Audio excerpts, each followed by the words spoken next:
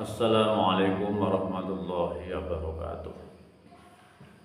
Bismillahirrahmanirrahim. Alhamdulillahirabbil alamin. Wassalatu wassalamu ala asyrafil anbiya'i wal mursalin sayyidina wa maulana Muhammadin wa ala alihi washabihi ajma'in, amma ba'd.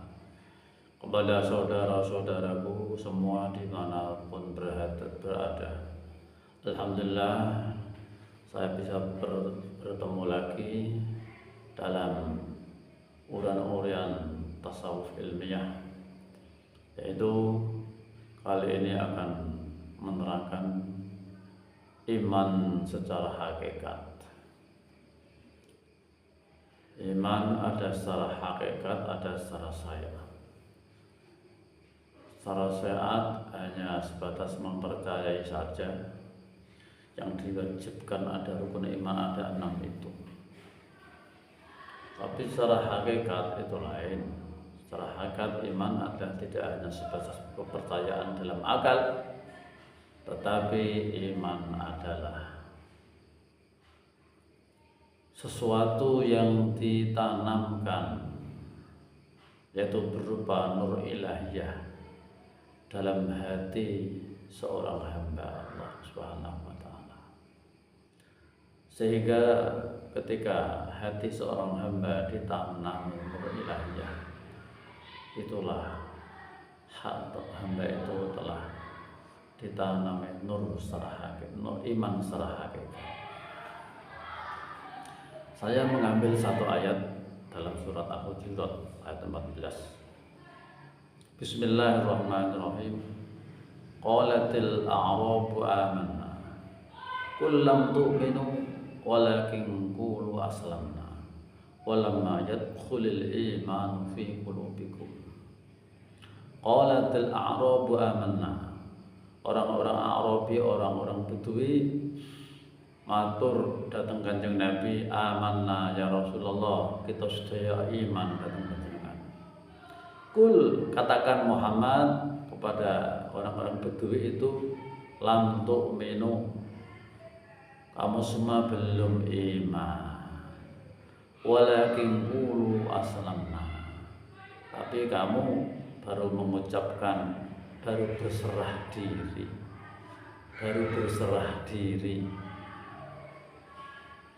Jadi walakin qulu aslamna walamma yadkhulul imanu fi qulubikum, karena iman belum masuk di hatimu. Berarti iman secara hakikat harus dimasukkan melalui bayat, yaitu dibangkitkan rohaniyahnya. Kebangkitan rohani di dunia ini ketika dibayat itu adalah sudah mempunyai iman secara hakikat. Itulah kebangkitan hakikat, yaitu kebangkitan rohani. Rohani sudah diaktifkan, rohani sudah aktif. Kalau belum ditanami nur ilahiyah, maka rohaniyahnya belum dikatakan sudah iman.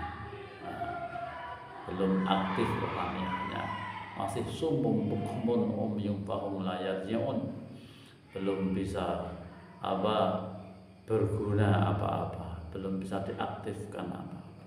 Ini perlu kita sebagai hamba Allah untuk yaitu menjadi orang yang kafah, Islam yang kafah.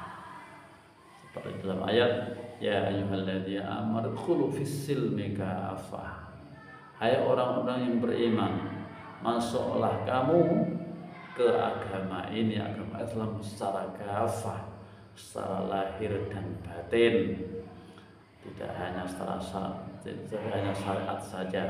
Artinya masuk ke dalam Islam ini secara syariat dan secara hakikat. Artinya begitu, secara syariat dan secara hakikat, supaya kita nanti ketika sudah mati, sudah menjalankan mati syariat.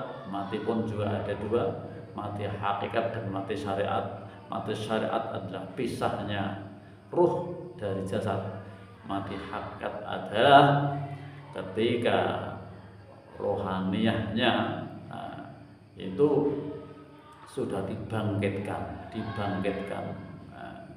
ditangekno, diaktifno, otomatis rohaniyahnya itu sudah bisa menembus ke alam akhirat. Ini hanya bisa dijalankan oleh orang-orang yang menempuh di tarekat arwah. Kalau tidak di tarekat arwah tentu tidak bisa, tidak mungkin. Karena untuk menuju ma'rifatullah itu ada beberapa kendaraan untuk ke sana. Ada kendaraan yang levelnya umum, ada yang levelnya khusus, ada yang khususul khusus. Itu hanya satu, terus arwah yang waris. Itulah yang bisa menembus di akhirat sekarang.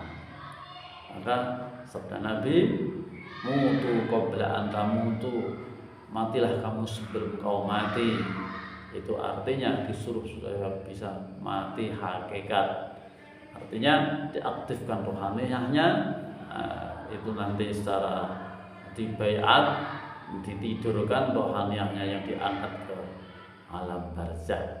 Itu adalah cara ilmiahnya kita belajar di tasawuf tentang tarikatullah.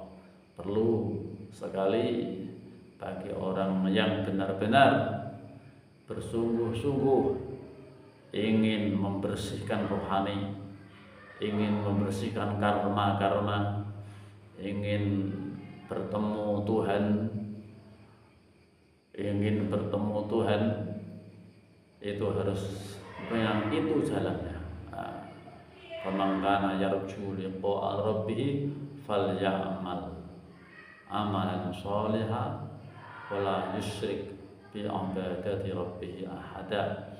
Orang yang mempunyai harapan untuk bisa bertemu Tuhan, satu, beramal soleh. Ini beramal soleh artinya mendapat bimbingan rohani, bimbingan guru cahaya, dan tidak menyekutukan dengan Tuhan sama sekali. Ini adalah tentang orian-orian berkah Masabada Khalidiyah yang waris. Semoga bermanfaat. Wassalamualaikum warahmatullahi wabarakatuh.